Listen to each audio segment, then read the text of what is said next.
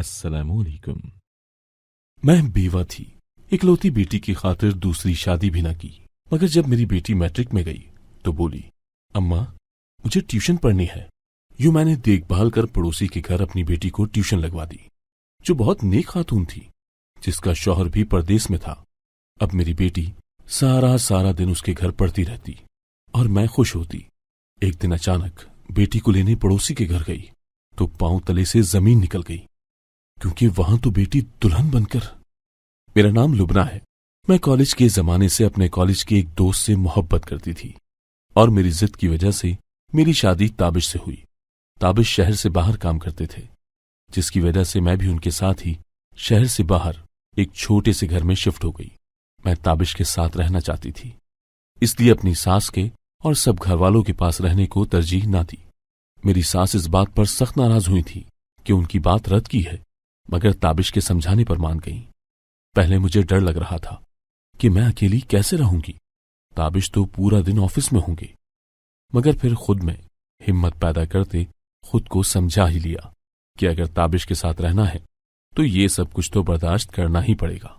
मुझे वहां के लोग और उनके मिजाज का कुछ न पता था, इसलिए ज्यादातर घर पर ही रहती। मुझे कई दफा ताबिश ने कहा था कि साथ वाली कुलसूम भाभी से मिल लिया करो, वो बहुत नेक खातून है। मगर मुझे अजनबियों से मिलने से हमेशा ही खौफ रहता है, जिसकी वजह से मैं उनसे भी ना मिली और ताबिश की बात नहीं मानी। एक दिन कुलसूम खुद ही मुझसे मिलने आ गई और मेरे साथ बैठकर बहुत बातें की। वो मेरी ही हम उम्र थी। उसके घर वालों ने उसकी शादी जल्दी कर दी थी, जिसकी वजह से वो उम्र में मुझसे बड़ी लगती थी। मैंने उन्हें कहा कि मैं किसी को जानती नहीं हूं, तो उन्होंने मुझे हौसला दिया कि किसी से मिलोगी तभी तो जानोगी। और फिर आहिस्ता आहिस्ता मैं सबसे वाकिफ होने लगी। मेरे साथ एक घर खाली पड़ा था, वहां कोई नहीं रहता था। जब मैंने ताबिश से पूछा कि वहां कोई क्यों नहीं रहता, तो वो बोले कि इस घर के मकीन अमेरिका में सेटल हैं और छुट्टियां गुजारने या किसी काम के दौरान ही यहां रिहाइश पजीर होते हैं। यही वजह है कि वो लोग ये घर ना तो सेल करते हैं और ना ही रेंट पर देते हैं। मैं ज्वाइंट फैमिली से ताल्लुक रखती थी, जिसकी वजह से तन्हा रहना शुरू में काफी मुश्किल था। लेकिन जब से पड़ोसन कुलसूम से दोस्ती हो गई थी, तब से अक्सर या तो वो मेरे पास होती या मैं उसके पास होती। इसी तरह दिन गुजर जाता। मैं अब खुद को अकेला न समझती थी। इस तरह वक्त गुजरता गया। ताबिश खुद भी मुतमईन हो गए कि मुझे वक्त गुजारने को दोस्त मिल गई है। वो मेरा बहुत ख्याल रखते और आते जाते कुलसूम से मेरा ख्याल रखने का कहते, जिस पर वो मुस्कुरा देती। मुझे अपनी पसंद पर नाज था और मैं हमेशा ताबिश की हमराही की दुआएं करती। मगर शायद किस्मत को कुछ और ही मंजूर था। शादी के 1 साल बाद अल्लाह ने हमें एक बेटी से नवाजा। ताबिश और मैं बहुत खुश थे।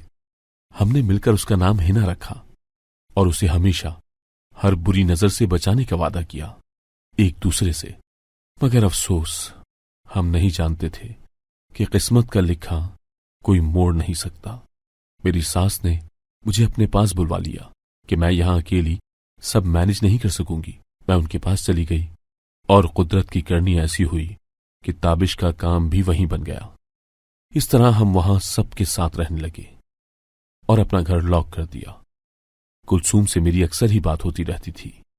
मेरी बेटी 7 साल की थी जब ताबिश ने दोबारा वहीं जाने की बात की। मैंने इनकार किया, मगर वो बज़िद थे।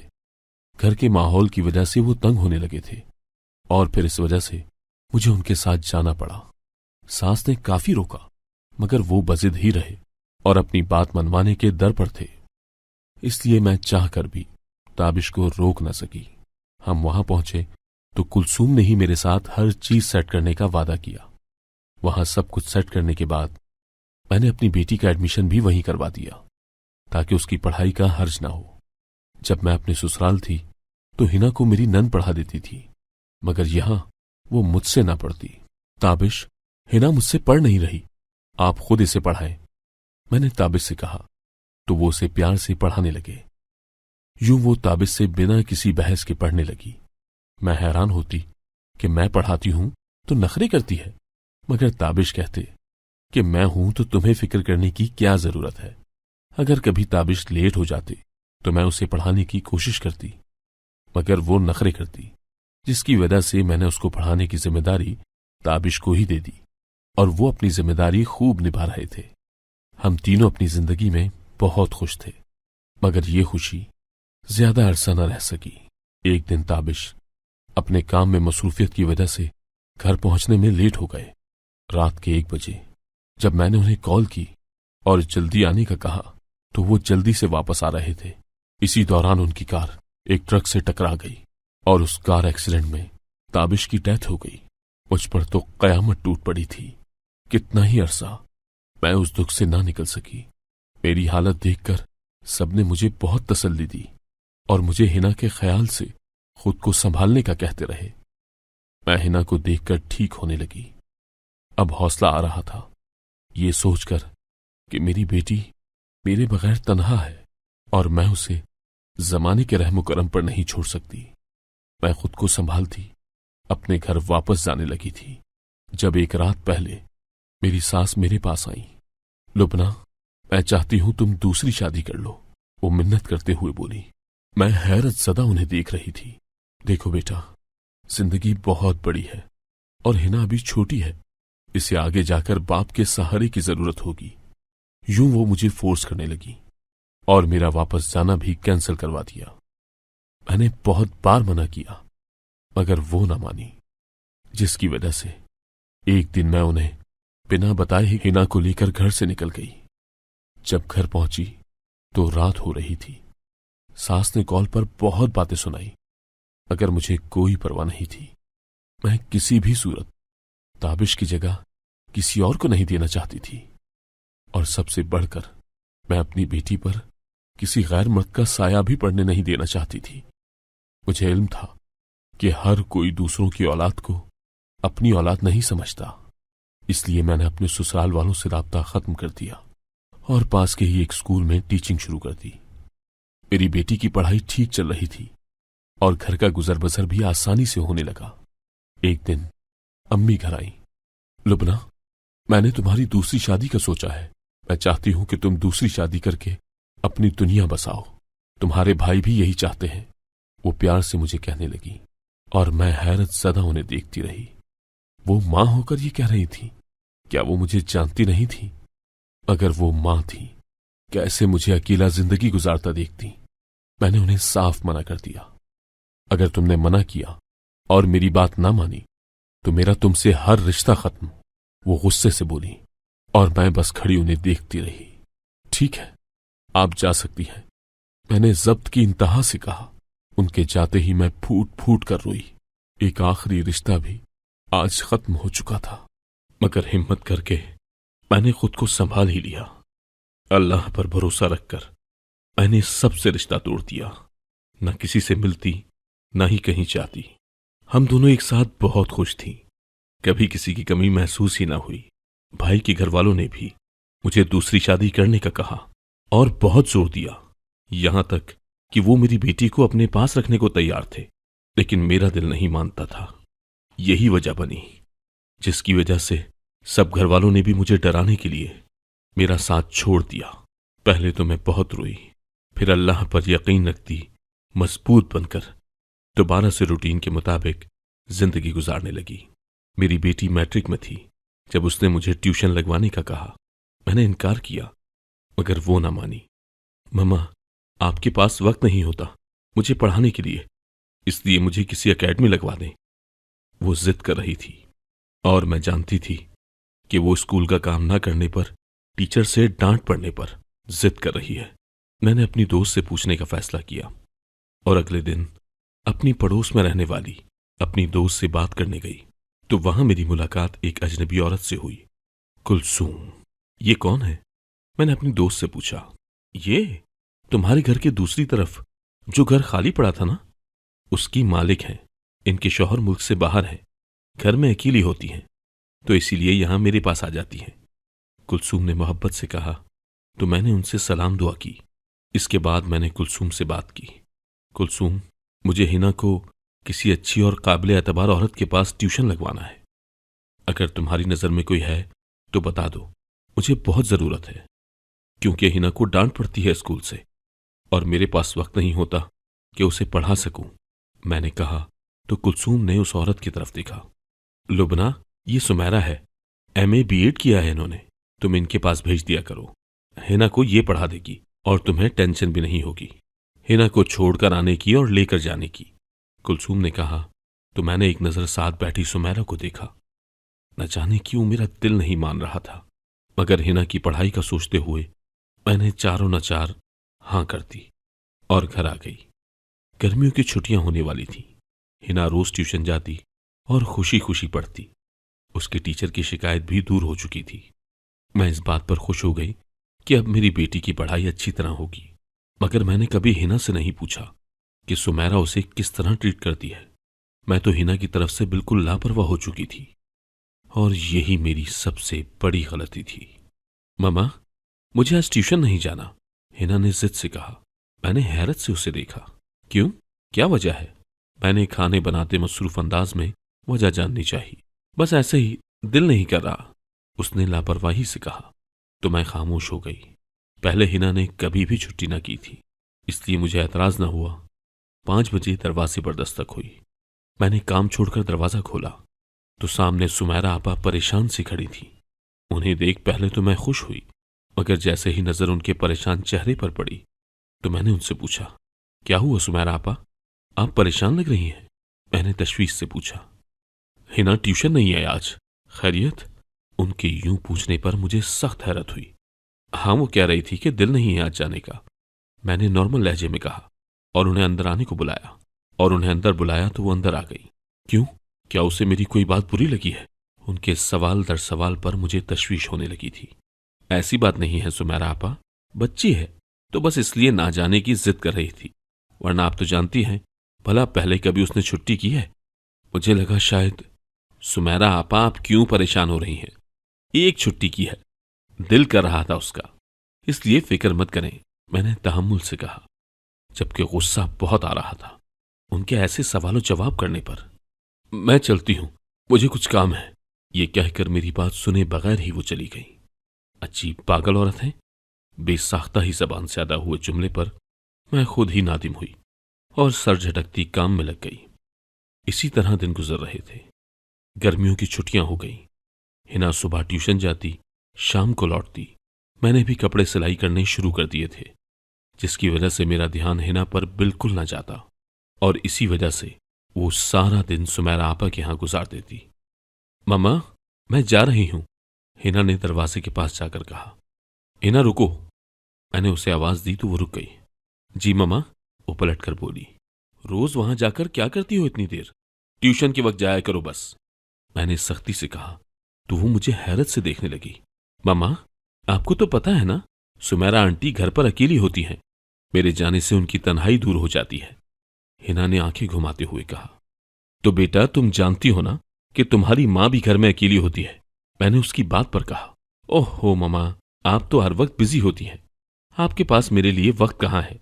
हर वक्त तो आप कपड़े सिलाई करती रहती हैं या फिर कुछ और। कभी मुझसे पूछा आपने कि मुझे आपकी जरूरत है कि नहीं?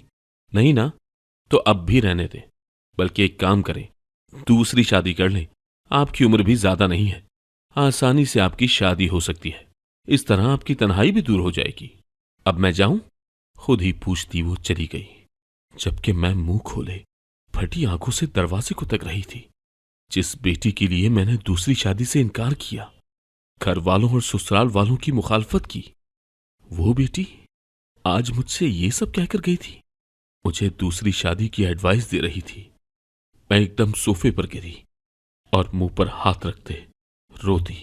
हिना शाम 7 बजे घर आई तो उसके चेहरे पर मेकअप के मिटे मिटे से निशान थे। मैंने नाराजगी के बावजूद उसे अपने पास बुलाया और बगौर उसका चेहरा देखने लगी। ऐसा लग रहा था जैसे मेकअप करके मुंह धोया हो, मगर अच्छे से धोया ना गया हो। हिना, मेकअप किया था तुमने? मैंने गुस्से से पूछा। नहीं नहीं तो मम्मा, मैं भला मेकअप क्यों क्यों करूंगी? वो घबरा कर बोली। मुझे तो लग रहा है कि मेकअप करके धोया है तुमने। जरा अपना चेहरा तो देखो, तुम्हारी लिपस्टिक और बेस अभी तक वाज़ेह हो रही है, आई शेड भी जरा जरा सी लगी हुई है। सच बताओ हिना, क्यों किया था मेकअप? मेरा दिल किसी अनजाने खौफ के ज़ेरे असर हुआ तो मैंने लहजे में हद दर्जा सख्ती समोते हुए कहा। हिना का पूरा चेहरा पसीने से भीग गया और एक डर सा उसके चेहरे से आया होने लगा। मम्मा, ऐसे ही लग रहा है आपको, वरना मैं मेकअप क्यों करूंगी? हिना कहती कमरे में चली गई।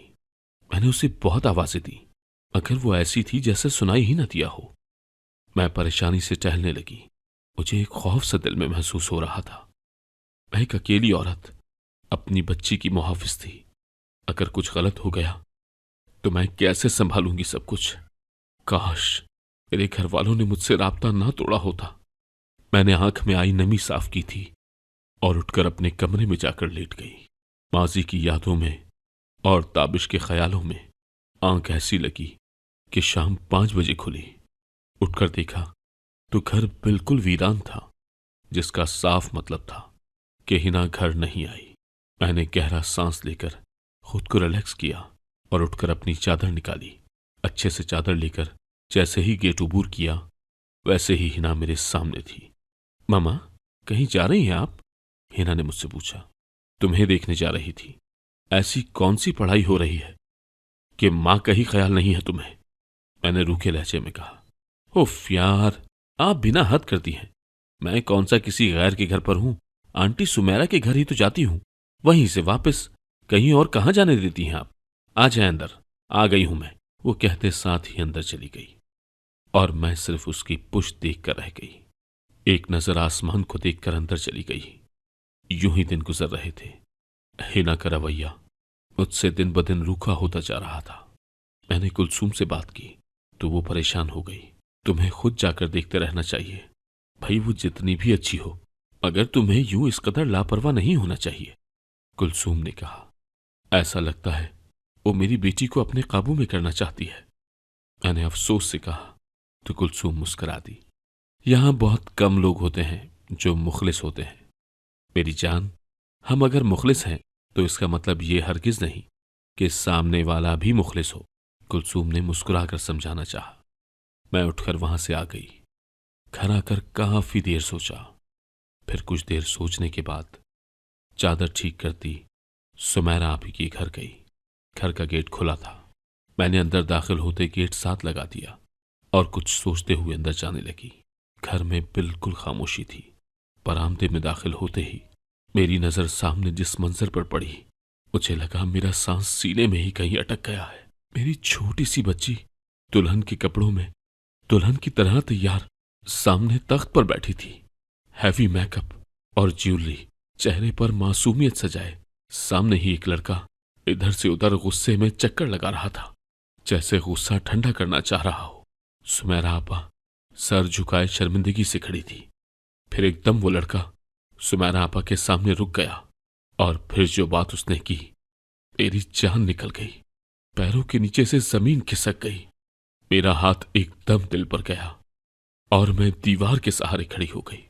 ममा, एक मासूम सी बच्ची को आप यूं सजाकर अपने दिल की तस्कीन कर रही हैं। आपको जरा सा ख्याल है कि इस बच्ची के जहन पर क्या असर पड़ेगा? मुझे हैरत होती है कि आप इस कदर बचपना दिखा रही हैं। जिसे मरना था वो मर चुकी है। खुदारा बस करें। मैं भूल गया हूं तो आप भी भूल जाएं। मान लें इस बात को कि वो मर चुकी है। वो गुस्से से कहते एकदम मुड़ा जब उसकी नजर मुझ पर पड़ी।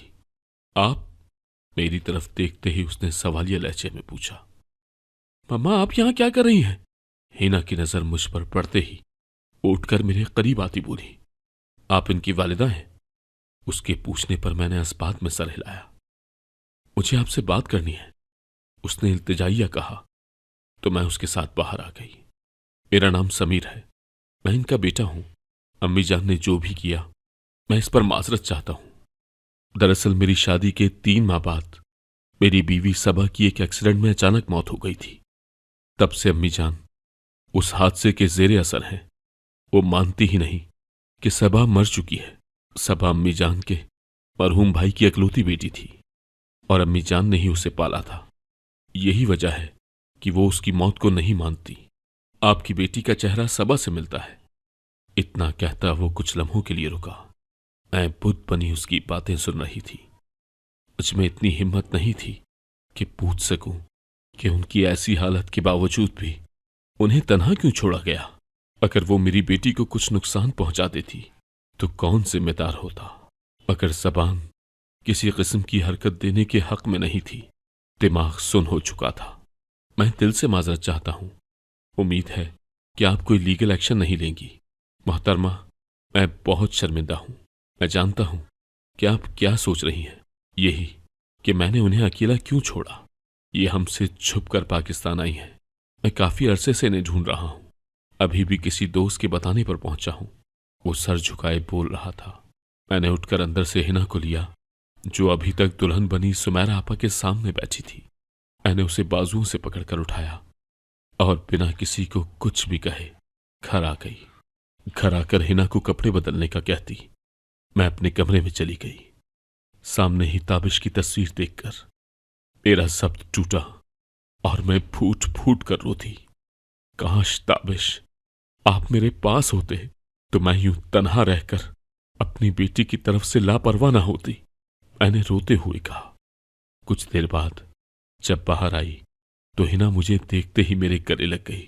हम सॉरी ममा, अगेन नहीं होगा, वो रोते हुए बोली। हिना, अगर दोबारा ऐसा हो तो मुझे जरूर बताना। मैं तुम्हारी मां हूं बेटा। मां से कभी कुछ नहीं छुपाना चाहिए। मुझसे कभी कुछ मत छुपाना। मैंने उसके बालों में हाथ फेरते हुए कहा तो वो हाँ में सर हिला गई। मैं आज तक वो वाकया नहीं भूली हूं, न कभी भुला सकती हूं। मेरी लापरवाही से कुछ भी हो सकता था, मगर अल्लाह का शुक्र है कि उसने बड़े नुकसान से बचा लिया। अपने बच्चों से लापरवाह होकर उन्हें घाटी में धकेलने वाले माँ बाप ही होते हैं। इसलिए चाहे कितने ही बिजी क्यों ना हो, अगर अपनी औलाद की खैर खबर रखा करें ताकि कोई नुकसान न उठाना पड़े। अगर आपको आज की कहानी पसंद आई है तो वीडियो को जरूर लाइक कीजिएगा और अपने दोस्तों के साथ भी शेयर कीजिएगा। और हां, अगर आपने अभी तक हमारा चैनल सब्सक्राइब नहीं किया तो जरूर सब्सक्राइब करें। मिलते हैं कल एक नई और दिलचस्प कहानी के साथ। अल्लाह हाफिज।